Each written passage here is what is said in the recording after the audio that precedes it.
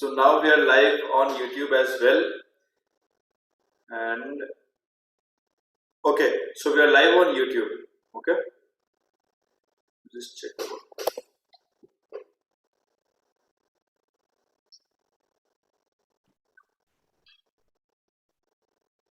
Yeah. So hello Aishwarya once again. Now we are live on YouTube as well.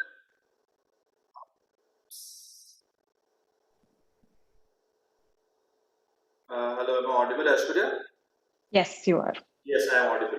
So yes, we are live now. So kindly let's start the session. So hello guys, a very good evening to all of you who have joined us. So I am Parag, Marketing Associate at AdmitCard, and today we have a very special guest with us who is also a student mentor on our platform. So Aishwarya, why don't you go ahead and just introduce yourself? Sure, happy to. So, hi everybody, I'm Aishwarya Tamminedi. I am an engineer by qualification, but I quickly realized that I wanted to do work that had a positive impact on society. So, straight out of engineering college, I pivoted into the social impact sector. So, I spent 1 year working with a member of parliament as a legislative assistant, followed by which I spent about 3 years working in social impact consulting with various state governments across various domains. But having spent about 3 years in the social impact sector, I realized that what this sector really lacks is strong management and leadership, which is why, even though I had initially envisioned myself doing a master's in public policy, I shifted towards the idea of doing an MBA because this remains the critical skill gap in the sector that I continue to be very passionate about. And I applied to the Yale University's MBA program because it's one program that integrates both public leadership and private leadership and brings out the best in both of them. I started at the Yale School of Management earlier this month. So I'm currently into the fall semester. Nice to meet all of you and happy to guide you with the GMAT and with your MBA applications in any way that I can. Great. So we have learned about you, Aishwarya. So it makes me wonder that from social, you went to a management field, right? Yep. So you said that you were working in at the in the member of parliament, right? I think you were working as an I was not an MP. I wish I was, but I'm not. I was working as a legislative assistant to Srimati Meenakshi Lekhi. She's the member of parliament and now the Minister of State for External Affairs. I was working as her policy advisor for about a year. And after that, I worked in social impact consulting with the state governments of Andhra Pradesh, Orissa, and Telangana. Okay. So also, in short, you have always been into the government sector, right? Yes, so far. Yes, and it was then when you realized that the sector lacked management skills, is it? Well, I wouldn't put it so bluntly, Okay, but I do think that in yeah. order to be successful within the sector, you don't just need knowledge of what's happening on ground. You don't just need policy analysis skills. I also think it's very important to be able to run a team and to run an organization and to be able to build successful relationships with both the public and the private sector. So, given that the nature of the role requires you to work at the intersection of public and private, I do think that management ability is a key skill that I believe that I needed to acquire to be a successful social impact consultant. So in other words, I can put that you, yeah, according to you, it can be improvised, right? The management part, Absolutely. it Yes. can be improvised, Yes. and hence the reason why you took up admit cards. I mean, I'm sorry, and that's the reason why you chose to do an MBA, right? Yes, that is correct. Okay, excellent. So now we'll actually learn about your journey of how you made it to GMAT, of how you Yep. made it to the great Yale, the Yale, right? So please tell us that was this your first GMAT attempt that you had given? No, it wasn't. So I did take the GMAT sometime in my undergrad. It was more of a trial attempt that I decided to do because, well, I wasn't doing anything significant at that point. So I took my first GMAT sometime in 2015, and my first score was a 720. I strongly believed I could improve upon that score because when I did give my exam, I was running a high fever. So yeah, the strong belief that I can do better than that is what led me to take my GMAT the second time. Definitely. So on your second attempt, you scored a 760 with the boom, right? And Yeah, I guess. at the same time, you were working, right? Yes, that's true.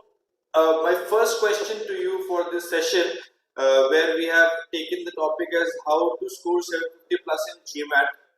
So, my first question to you is, so how did you maintain your work life Hmm. and your preparation time, and also along with Yeah. that your personal life? Yeah, that's a great question. So I was working in consulting full time when I gave my GMAT the second time. Also, there was a significant time gap between my first GMAT and the second GMAT. So all the skills and practice I'd acquired for the first GMAT literally did not apply to the second time I took it. So I took the second GMAT in 2019. And like you guys probably know, consulting isn't very easy on the work-life balance front. So the first thing that I did was to carve out some time during the day that I knew I would be able to devote to the GMAT undisturbed. And for me, that was around, say, 5 a.m. in the morning, 5 to 8 a.m. before I went to work. And so, one thing about the GMAT is that it's important that you identify what time period you'll be preparing for and how much time you'll spend each day. And consistency is key during that study period. So, I prepared roughly for about 2 months and I spent about 2 to 3 hours every day. So, yeah, just being able to identify based on my current schedule what time works best for me is imperative. And that's something that worked for me because my teammates didn't get up before 8. So even consulting couldn't get to me during that time. In terms of personal life as well, I guess it depends on what your priorities are at that point of time. When you are preparing for the GMAT, you have to remember that it's a very short duration prep. So it's okay to realign your priorities in the 2, 3 months that you're giving it. So just make sure that whatever time you carve out is spent on it. And I would advise you not to go beyond 3 hours of preparation every day because I've personally experienced that on my first attempt. I tried to do like 5, 6 hours a day, and that inevitably leads to a lot of frustration with the pattern of the exam. And like you know, the GMAT is a 4 or 5 hour long test, and if you are frustrated with the pattern of the exam, that does not go down very well for you. You're not at your best when you give the test. Okay. So basically, 2 to 3 hours each day with full concentration, and Yep, it is possible, right? yep, it is. Yeah, Okay. So, so the time slot must be chosen according to one's comfort zone, I believe, because as you said, that you do absolutely. in the morning, right? Yes, Okay. Okay, understood. absolutely. Yeah. So we'll quickly go to the next question. So, can you please tell us that what was your overall strategy for taking the exam? Because there are Yeah, sections, right? yeah, Yeah. So, can you please tell us your overall sure. strategy sectional wise? Got it.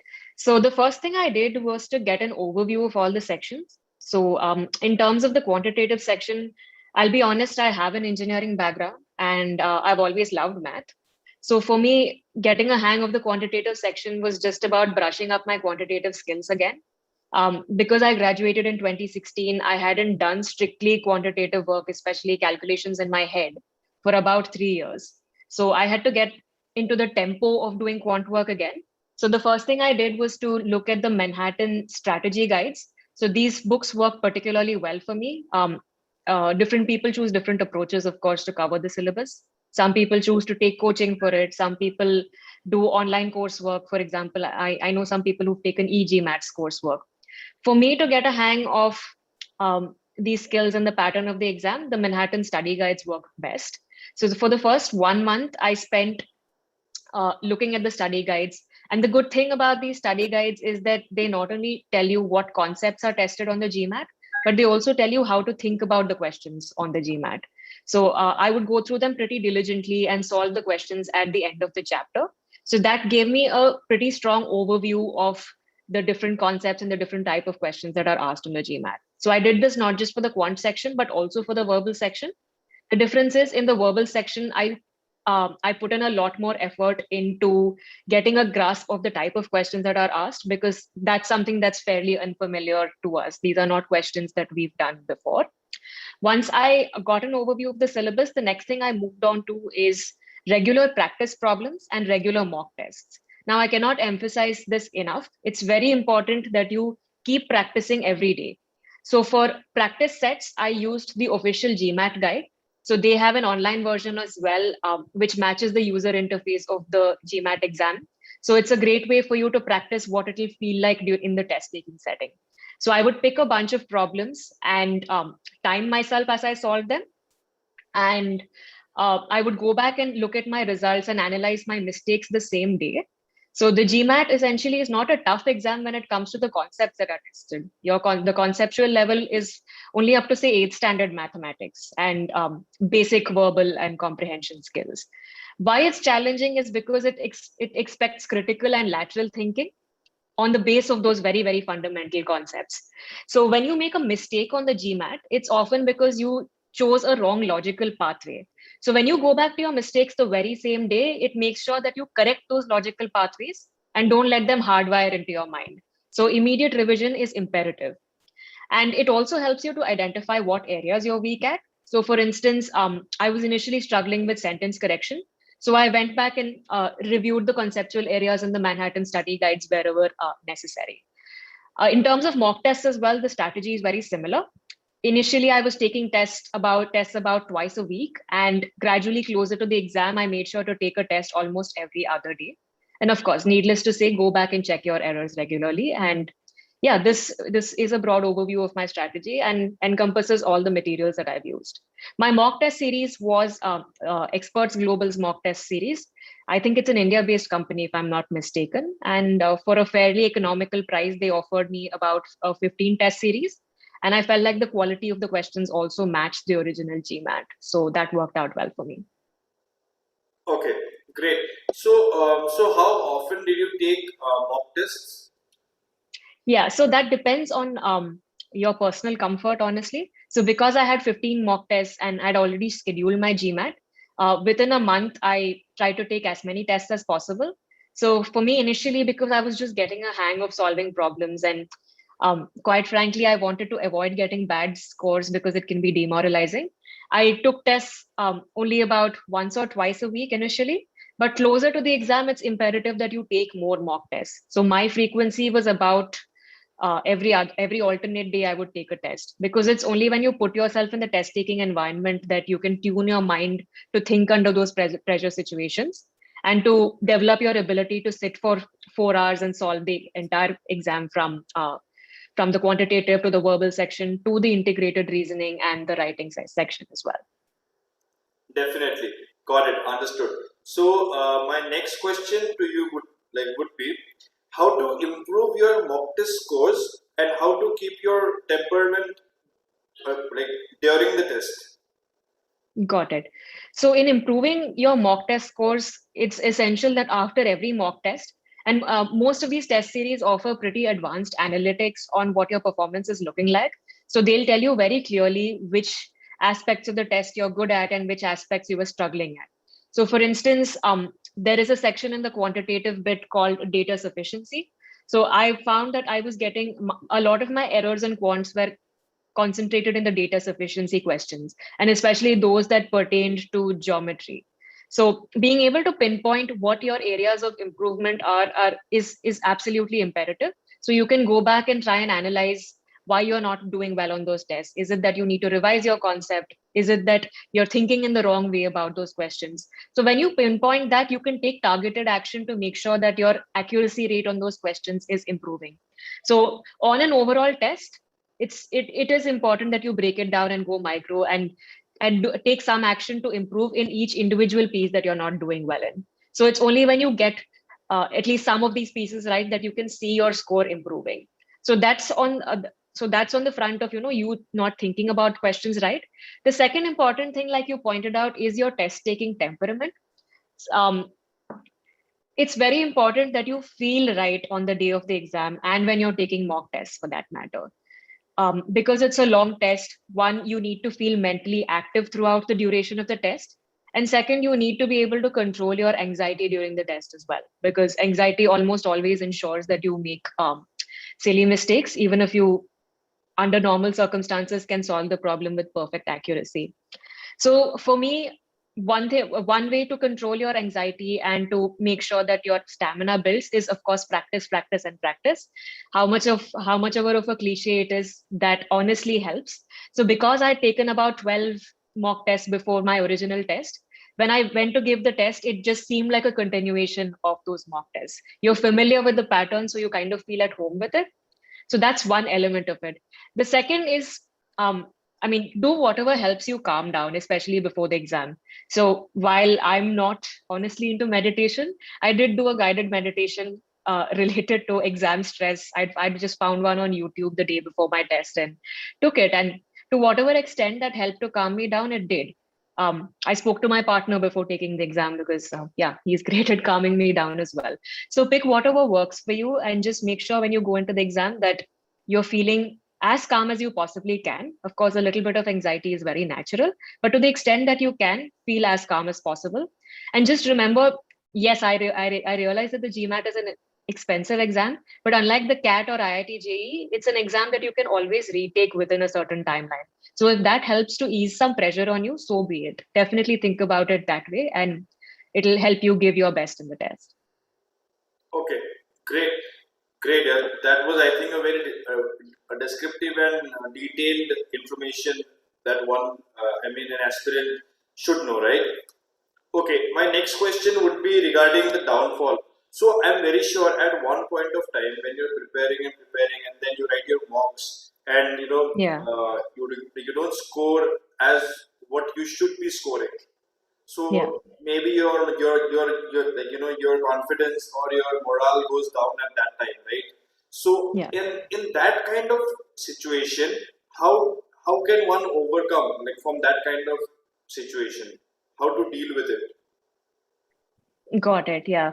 Now that's a very valid question because sometimes what happens is you take your first mock and you realize that you're not scoring anywhere close to your target score.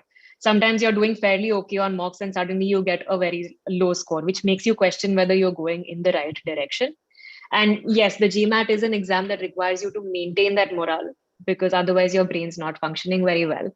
So for me personally, each person's personal strategies on how to deal with a drop in morale varies. But for me personally, what worked is I would take a step back from the exam, remind myself that I have the competencies required to give the exam. So it is about bolstering your self confidence again. I would speak to people who have a very positive influence on me. So, for instance, one of them was my partner, one of them was my best friend. I would speak to these people, and it would just help me feel a lot better about myself. If required, you can take a break for a day and step away from the pressure of the exam till you feel better. Just remember that one mock test does not reflect how you will do on the GMAT. If you get a low score, it may be because you've gotten your strategy a little wrong. And that's something that you can always step back from and correct. It does not mean that you are bound to that score and cannot necessarily improve it. So if you do get a low score and once you start feeling better about it, the one thing that I'd recommend is to and I feel like I'm repeating myself, but I cannot emphasize this enough. Go back to the test and see why you got a low score. It's the good thing about it is that you can deconstruct it and very clearly see what went wrong for you. And when you take targeted action, you can correct it. So, for instance, if you notice that let's say on geometry you're not getting certain questions correct, rest assured that you know the concept. Since you've graduated school, you know the concept. So it's very you can go back and um, just get a sense of what you did wrong. It's often very easy to correct. So don't be demoralized by a low score. I'm pretty sure that with some targeted action and with some morale boosting, you will be pretty okay. Great. So in short, you said that when you get low marks in your mocks, take that as your strength and not as your weakness. You need to work on them rather than just being on a down phase. You need to work on them because you are getting to know what your weaknesses are, right? Yep, yeah, yeah. Yes. Excellent. That's true. Yeah.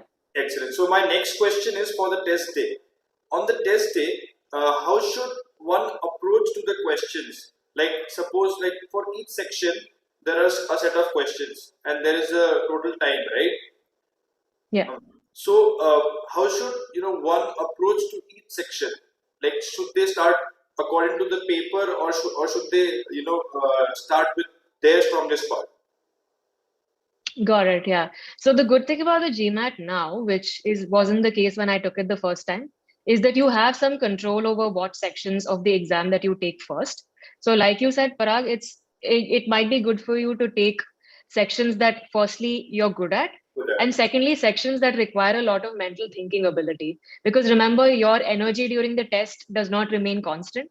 Most likely, it will start to go down as the sections progress.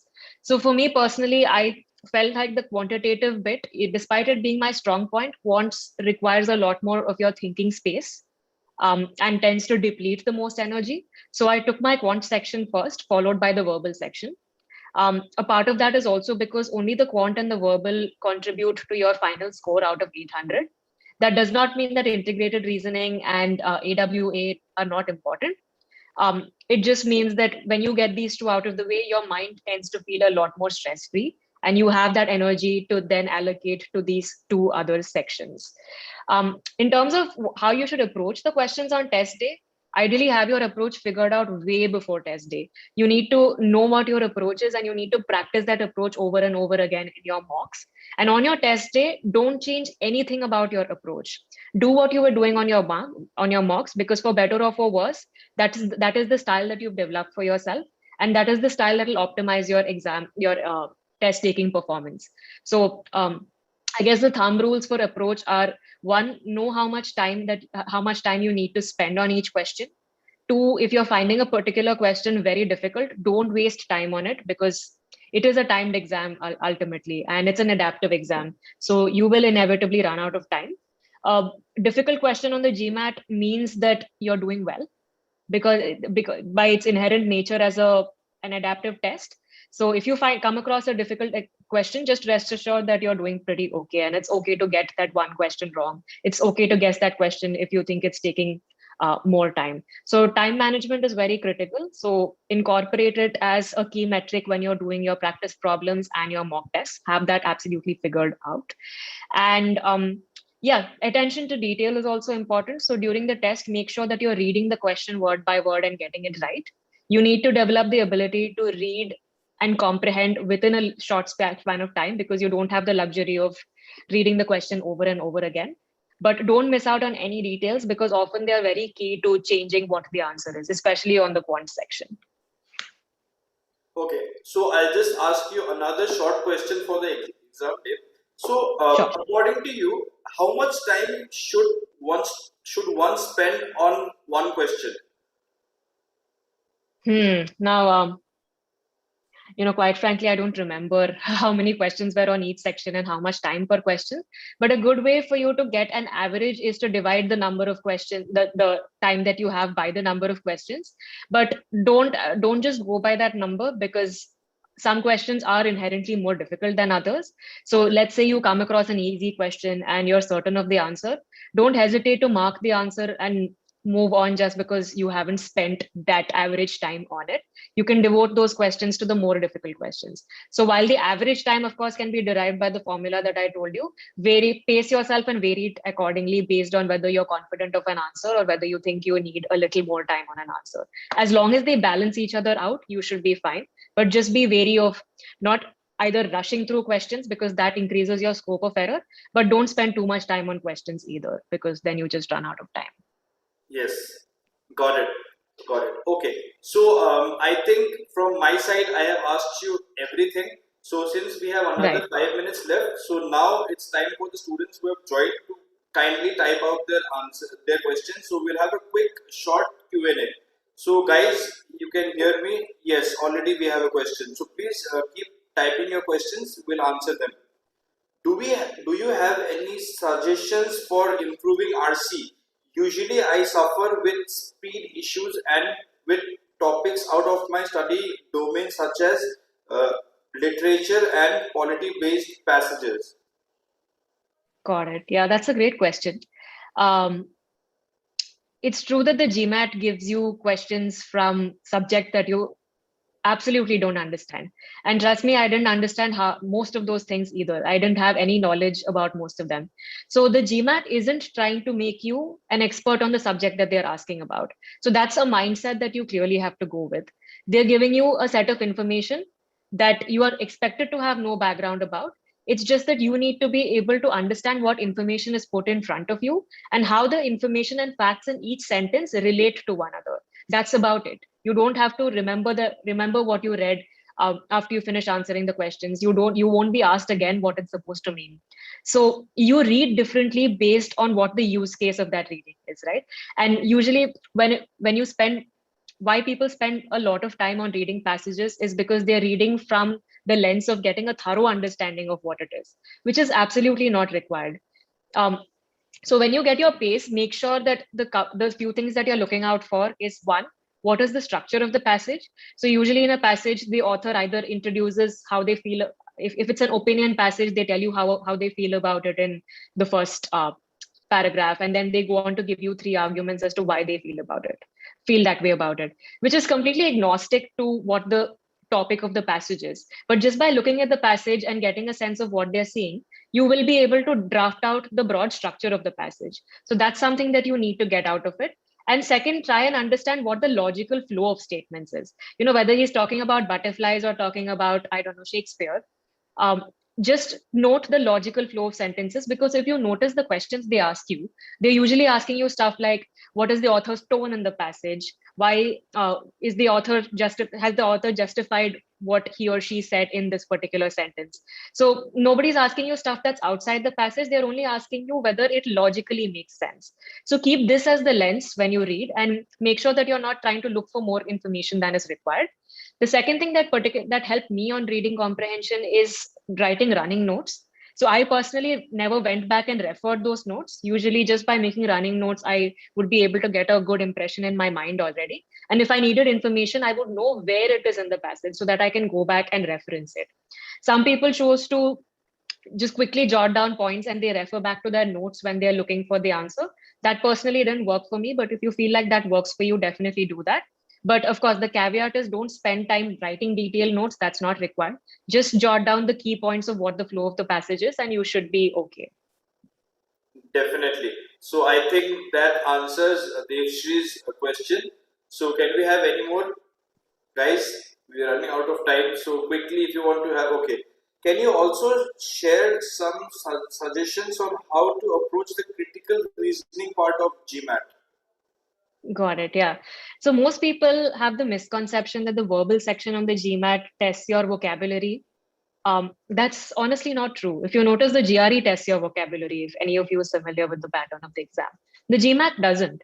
The sentence correction part of it tests your grammar, but RC and critical reasoning just test your ability to think critically and logically. So, firstly, take that lens to it, that the competency being tested on critical reasoning is your logical reasoning ability, right? So, once you have that down, um, how I would go about it is there are different types of questions, right? One is about strengthening the argument, one is about weakening the argument. So read that part of the question first before you start to read the logical argument. Read that, because that gives you a lens as to what to look for. So for example, a strengthens question, when you read the different lines, get the kind of in your mind, get the logical connection between each of them and try and identify whether there is some gap in there. I guess like something just think about what might be required to support the statement that the author is making as the conclusion. So usually there's a hypothesis, there is some evidence, and there's a conclusion, right? So is there any, so within the statements, a strengthens question would usually require you to look for either any more supporting evidence or something of that sort. So when you have that clear after reading it, and then you start reading the statements, you're quick to identify which one of those statements actually looks like supporting evidence. Then you put that back into the argument and see if you're actually right about your hypothesis. Otherwise, move on to the next statement and see whether that fits better. And on critical reasoning, sometimes you'll feel like more than one answer sounds correct. So there, just think logically and see which one of them actually makes the key part of the conclusion stronger or weaker, as the case might be, and then pick that option. Understood. Understood. So the next question and the last question that we'll be taking is any other sources you would suggest for mocks in practice? Got it. Yeah. So a couple of friends took the Kaplan mocks. They found them pretty useful as well. but they come a little more expensive. So if you buy the Kaplan Premier book, the mock tests come free with it. But if you're using the Manhattan books, then rereading Kaplan honestly is very redundant. So if you just want to purchase the mocks for yourself, that's a pretty good mock test series as well. The Manhattan tests are fairly close to the GMAT standard when it comes to the verbal section, but I believe the quantitative section is a lot more difficult than the original GMAT. So that's actually counterproductive, because then you develop the habit of spending a lot more time per question than is actually required on the GMAT. So when you write the GMAT and it's a relatively easier exam, it kind of breaks your pacing. So I would not recommend that particular test series. The best source for you is the mock test provided by MBA.com, which runs the GMAT. So you get two of those for free. I use those as well in addition to Experts Global. I took those two tests as the last two mock tests that I did because, yeah, it replicates the GMAT like nothing else does. And I believe if you are willing to pay a price, you can get another two or three of those mock tests from MBA.com. So that's definitely something that you can explore. It's the best possible test out there. And was there a question about practice problems as well?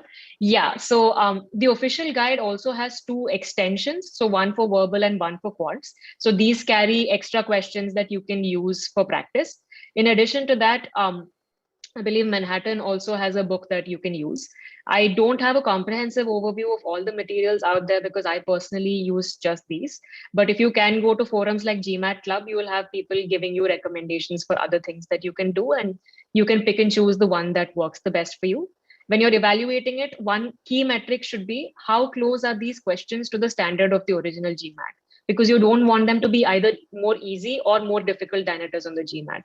Choose So that's the metric from which you should be judging it, in addition to anything else, whether it's price or availability online, whatever is important to you. Okay, so we have another question that has popped up. Would you suggest reading Aeon articles to get an understanding of variety of content? So I'll be honest, I haven't heard of Aeon, so Aeon. I may not be the best person to suggest the merits and demerits.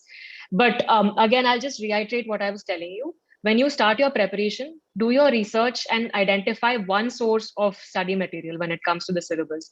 Don't try and read the syllabus from different places because, quite frankly, it's redundant.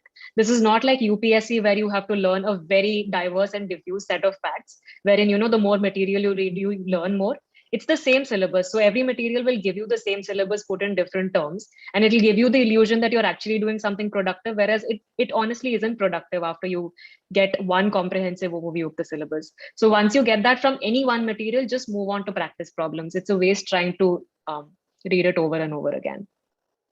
Understood. I think that answers your question, Devshi, once again. So, yes, guys, thank you very much. I think we are up with time now. I'm sure you wanted to hear more from Aishwarya, but we can always keep another session another day. So, guys, I've actually shared a link on the chat box. So, I would request you all to quickly fill it up. It's a short form. Would request you to kindly fill it up. And I'm sure that this session has been a lot insightful for you, for me as well. Ashwarya, thank you very much. I myself learned a lot You're today. welcome. My knowledge has been Thank you. enlightened and enriched by you. Thanks a lot for that. I hope I can guide students. I can tell them some tips that I have learned from you, and definitely I will connect students to you whenever they want to. So, guys, you can also have a one-on-one chat with Ashwarya on our platform. So that is the reason I asked you to kindly fill up the form. So yeah, guys, I think it was excellent. Thank you very much for joining in, Ashwarya. Thank you very much for taking out time on your busy schedule. Really appreciate it, and yeah, I look forward to future like sessions. And yeah, I think that's it from my side. Thank you. Thank you so much. So thank you very much, Ashwarya. I think